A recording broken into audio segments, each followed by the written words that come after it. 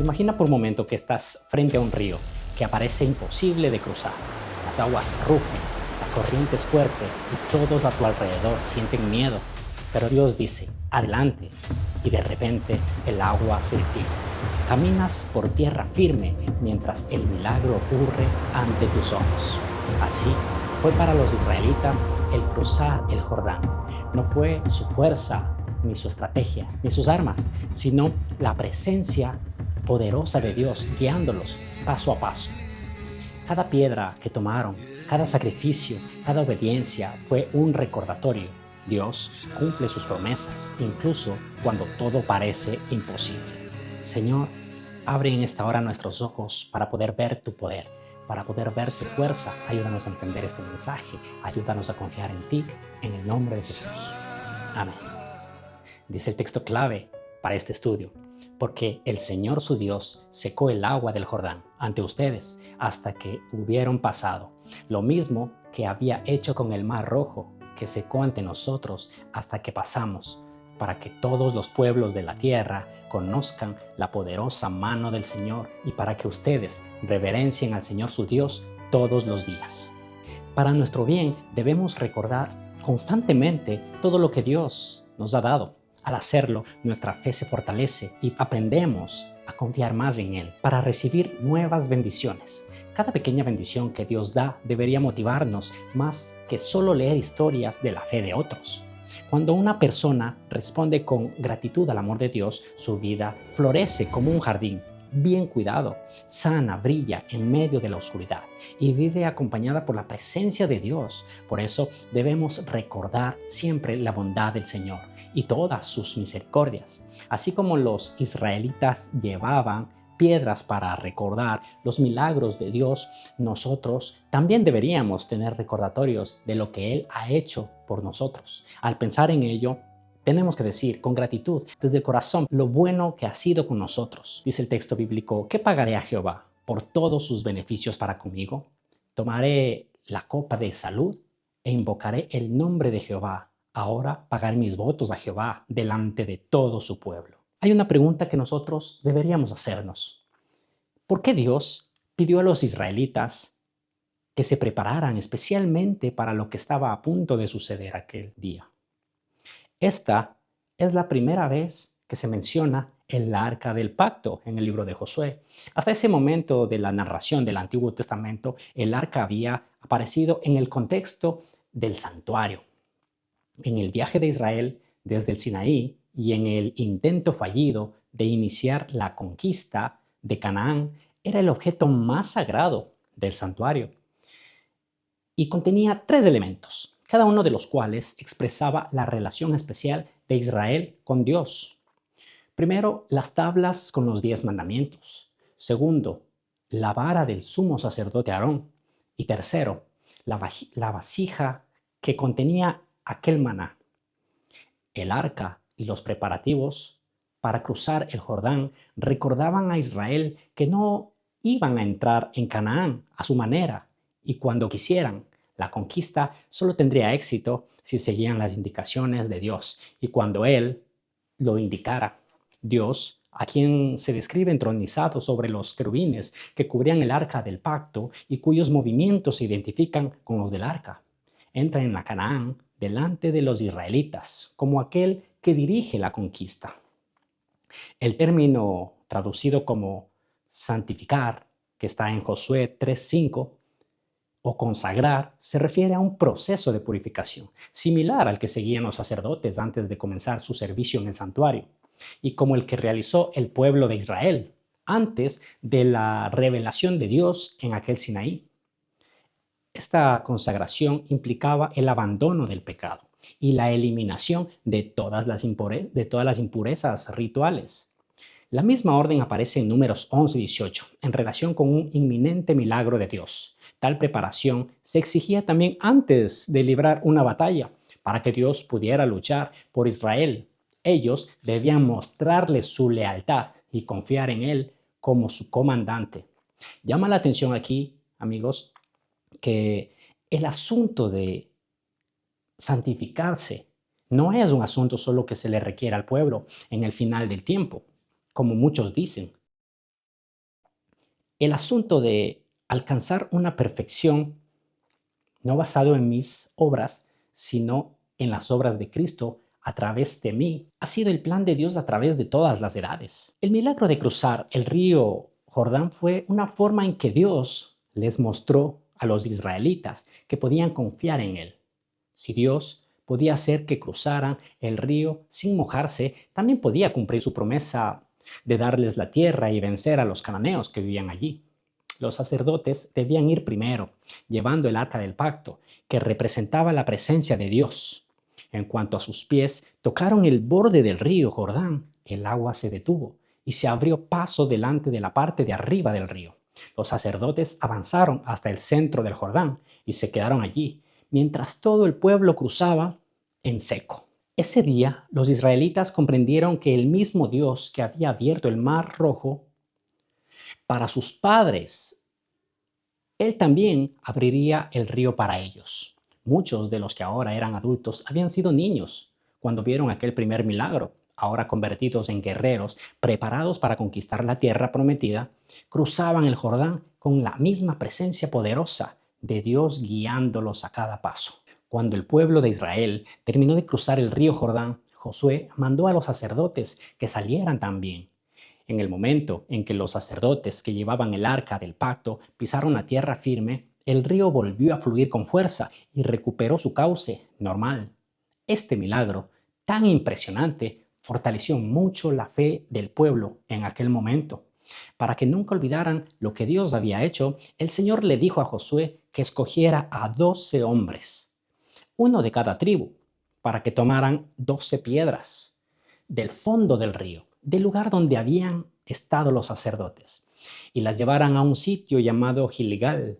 Allí debían levantar un monumento como recuerdo eterno de que Dios permitió que Israel cruzara el Jordán caminando sobre tierra seca. Después de que los sacerdotes salieron del río, Dios dejó que las aguas regresaran con fuerza como una gran cascada y el Jordán volvió a su curso normal. Pero cuando los reyes de los pueblos vecinos, como los amorreos y los cananeos, escucharon que Dios había detenido las aguas del Jordán para que los israelitas pudieran cruzar, se llenaron, como es natural, de miedo.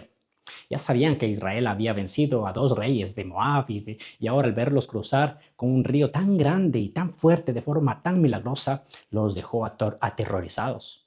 Después de eso, Josué mandó a circuncidar a todos los hombres que habían nacido durante los años en el desierto, y luego celebraron la Pascua en las llanuras de aquel Jericó. En ese momento Dios le dijo a Moisés: hoy he quitado de ustedes la vergüenza de Egipto. Esto significaba que ya nadie podía burlarse de ellos ni decir nada de su Dios o que su Dios no tenía poder. Durante ya muchos años, las naciones paganas se habían reído de Israel, porque después de salir de Egipto no habían logrado entrar en la tierra prometida, andaban vagando en el desierto. Pero ahora, después de cruzar el Jordán en seco, todos entendieron que el Señor sí tenía poder para cumplir cada una de sus promesas. El maná, que un día despreciaron los israelitas, había seguido cayendo hasta ese momento, pero ahora que los israelitas estaban a punto de poseer Canaán y comer de aquel fruto de la tierra, ya no lo necesitaban más. Entonces dejó de caer.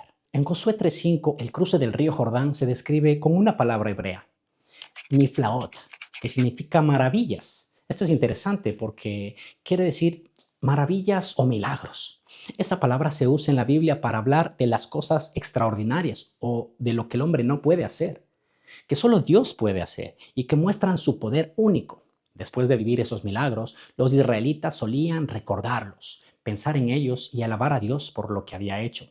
También contaban esas historias a otras naciones para mostrar la grandeza del Señor. Entre esos actos maravillosos estaban las plagas que Dios envió a Egipto, la apertura del Mar Rojo y su guía durante los años en el desierto. El profeta Zacarías utilizó un término derivado de la misma raíz que Niflaot cuando imaginó un fruto maravilloso para Israel tras el exilio babilónico. Vio que Jerusalén sería totalmente reconstruida, que que habría ancianos sentados en las calles de la ciudad y niños jugando en ella. A los aparentemente incrédulos habitantes de la capital, que aún mostraba los signos de su destrucción, Zacarías les declaró: Así dice el Señor de los ejércitos. Si en aquellos días esto parece muy difícil a los ojos del remanente de este pueblo, será también muy difícil a mis ojos, declara el Señor de los ejércitos. Así dice el Señor de los ejércitos. He aquí salvaré a mi pueblo de la tierra del oriente y de la tierra donde se pone el sol, y los traeré y habitarán en medio de Jerusalén, y ellos serán mi pueblo, y yo seré su Dios, en verdad y en justicia. A lo largo de la historia, todas las personas que han querido cumplir la voluntad de Dios se han encontrado con grandes dificultades que parecían imposibles de superar, pero Dios permite esos problemas para poner a prueba nuestra fe. Cuando todo parece estar en contra, no vemos salida, ese es el momento en que más debemos confiar en Dios y en el poder de su Espíritu. Tener una fe viva nos hace más fuertes espiritualmente y nos enseña a confiar completamente en Él. Así, nuestra vida se convierte en una fuerza que vence cualquier obstáculo, porque cuando confiamos de verdad, los obstáculos que Satanás pone en nuestro camino automáticamente desaparecen, ya que el cielo entero viene en nuestra ayuda. Por eso Jesús dijo: nada os será imposible. Recuerdo la historia de un joven escalador que soñaba con conquistar una montaña que todos decían que era imposible de subir.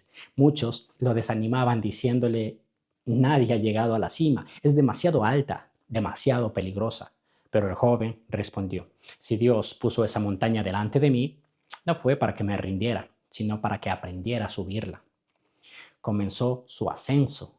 Hubo momentos en que el frío lo hacía temblar, las rocas se soltaban y el viento parecía querer empujarlo hacia atrás. En medio de la tormenta, se arrodilló y oró: Señor, no te pido que quites la montaña, solo dame fuerzas para seguir subiendo. Entonces algo cambió. No desaparecieron los peligros, pero su corazón se llenó de paz. Paso a paso, con fe y esfuerzo, llegó a la cima. Al mirar desde arriba, comprendió que la montaña no era un obstáculo, sino el medio que Dios usó para fortalecerlo. De igual manera, cuando enfrentamos montañas en la vida, problemas, pruebas, miedos, Dios no siempre las quita, pero nos da la fe y la fuerza para superarlas. Cada dificultad vencida nos hace más fuertes, más sabios y más parecidos a Cristo. Cuando el mundo emprende algo, lo hace con pompa y jactancia. El método de Dios es hacer del día de los pequeños comienzos el principio glorioso del triunfo de la verdad y de la justicia. A veces prepara a sus obreros sometiéndolos a desilusiones y fracasos aparentes. Se propone que aprendan a dominar las dificultades.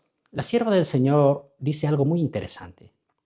Con frecuencia, los hombres están tentados a vacilar delante de las perplejidades y los obstáculos que los confrontan, pero si tan solo sostienen firmes hasta el fin el principio de su confianza, Dios les despejará el camino. Así que no tenemos por qué temer si tuvieres fe, como un granito de mostaza, dice Jesús. Dirías a este monte: pásate de aquí para allá, y se pasará. Aunque muy pequeña, la semilla de mostaza contiene el mismo principio vital y misterioso que produce el crecimiento del árbol más imponente. Después de todo, el pueblo de Israel cruzó el río Jordán y Dios le dijo a Josué que escogiera 12 hombres, uno de cada tribu, para que tomaran una piedrecita del lecho del río, del lugar donde habían estado los pies de aquellos sacerdotes que llevaban el arca del pacto. Esas piedras debían llevarlas sobre sus hombros y colocarlas en Gilgal como un monumento. El propósito era que esas piedrecitas recordaran a las generaciones futuras que Dios había detenido aquel río y que permitió que Israel cruzara aquel Jordán. Y en cuanto lo hicieron, el río volvió a su cauce normal, mostrando aquel milagro poderoso de Dios. Todo eso fortaleció la fe del pueblo y les sirvió como un recordatorio del poder y de la fidelidad de aquel Dios todopoderoso. En segundo lugar, nos dice que esas piedrecitas debían llevarlas sobre sus hombros y colocarlas en Gilgal. Y número 3 nos dice que el propósito era que esas piedras recordaran a las generaciones futuras que Dios había detenido el río. Josué también ordenó a los sacerdotes que salieran del Jordán. Y en cuanto lo hicieron, el río dice que volvió a su cauce normal. Todo esto fortaleció la fe del pueblo. Piensa tú en aquellos milagros que Dios ha hecho en ti, en tu vida. ¿Cómo fortaleció tu fe en aquel momento? Y ahora, ¿por qué Dios pidió que erigieran un monumento? Dios quería que los israelitas no olvidaran nunca el milagro de cruzar el Jordán. El monumento tenía varias funciones. Uno, el más importante, recordatorio de la fe, que siempre supieran que Dios cumple sus promesas. Dos, era una enseñanza para las futuras generaciones, que los hijos preguntaran sobre las piedras y aprendieran a confiar ellos también en Dios acerca de estas cosas. Y tres, era un testimonio público, mostrar a todos los pueblos vecinos de Israel que este pueblo estaba guiado por Dios. En pocas palabras, el monumento era como un marcador espiritual para recordar a todos que el poder de Dios había hecho posible lo imposible. Esta promesa de Dios no era solo para Israel, sino para todas las personas que obedecen su palabra. Los que viven en tiempos difíciles deben recordar que desde el principio la verdad los acercó a Jesús y Él, el que empezó su fe, la llevará a completar y perfeccionar. Dios es fiel y nos llama a estar cerca de su Hijo. Cuando cooperamos con Él, haciendo la obra que Él nos ha dado, vamos creciendo de fuerza en fuerza, de gloria en gloria. Si confiamos en Él cada día, creyendo que no nos fallará, podemos avanzar firmes en Cristo. Dios nos recuerda lo mismo que le dijo a Israel. Somos un pueblo santo, escogido por Él, especial entre todos los pueblos de la tierra. ¿Piensas que tienes poco valor? Acuérdate de estas palabras. Eres un pueblo especial. Observa el cambio de pronombres personales en Josué 4:23. Se dice allí que las aguas del Jordán se habían secado ante ustedes, es decir, ante los israelitas que acababan de cruzar el río. Sin embargo, el texto dice que luego el Mar Rojo se había secado ante nosotros. Los integrantes de la primera generación que aún estaban presentes y que habían sido testigos del Éxodo. Los dos acontecimientos vividos por dos generaciones diferentes tenían un significado similar. Esto permitió a la segunda de estas generaciones redescubrir el significado del cruce del Jordán a través del testimonio de sus antecesores. Percibimos generalmente el olvido como un rasgo de los seres humanos natural. Sin embargo, el olvido en el ámbito espiritual puede acarrear graves consecuencias. Incluso hoy, si queremos preservar nuestra identidad como adventistas, como pueblo que posee una vocación y una misión peculiares, tenemos que idear maneras de refrescar nuestra memoria espiritual, tanto individual como colectiva, para no perder de vista nuestro origen, nuestra identidad y nuestra misión. No tenemos que asemejarnos a las demás naciones o a los demás pueblos o a las demás creencias. ¿Cuánto nos diferenciábamos antes de las demás creencias? Por nuestra vestimenta, por andar con nuestra Biblia. Sin embargo, hoy vamos de una manera muy secular a la iglesia. No llevamos ni siquiera nuestra Biblia. Estamos perdiendo nuestros valores cada vez más. Sin embargo, Dios nos dice, acuérdate de estas cosas. Enseña a las nuevas generaciones. Es interesante que en palabras sencillas, con todas las promesas de la Biblia delante de nosotros, no hay razón para dudar. No creas que cuando un pecador arrepentido quiere acercarse a Dios, Él lo rechaza. Eso no es verdad.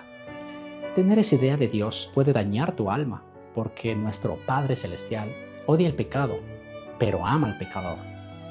No ama su estado de pecaminosidad. No se deleita con un hombre en una condición continua de pecado. Ama al pecador, pero exige que abandone sus malas prácticas. Tanto es su amor que se entregó en Cristo para que todos los que quisieran puedan ser salvos y disfrutar de la felicidad eterna en su reino. Dios usa un lenguaje muy tierno para mostrarnos su amor. Como una madre que cuida de su hijo, Él dice en Isaías 49:15 que aunque una madre pueda olvidar a su bebé, Él jamás nos olvidará. Hoy, como aquellos israelitas, enfrentamos ríos que parecen insuperables, pruebas, problemas, miedos y obstáculos que nos rodean por todos lados. Pero Dios sigue siendo el mismo. Cuando ejercemos una fe viva, confiando día a día en Él, cada desafío se convierte en una oportunidad para que nuestra alma crezca en fuerza, confianza y esperanza. No olvidemos las piedras de memorial en nuestra propia vida, los momentos en que Dios nos sostuvo, nos bendijo y nos guió. Que cada recuerdo nos impulse a vivir con gratitud y valentía, sabiendo que somos un pueblo escogido y amado por Dios, y que nada nos será imposible si confiamos en Él. Nos vemos en la próxima lección, que va a estar aún mejor. No te lo pierdas. Hasta la próxima.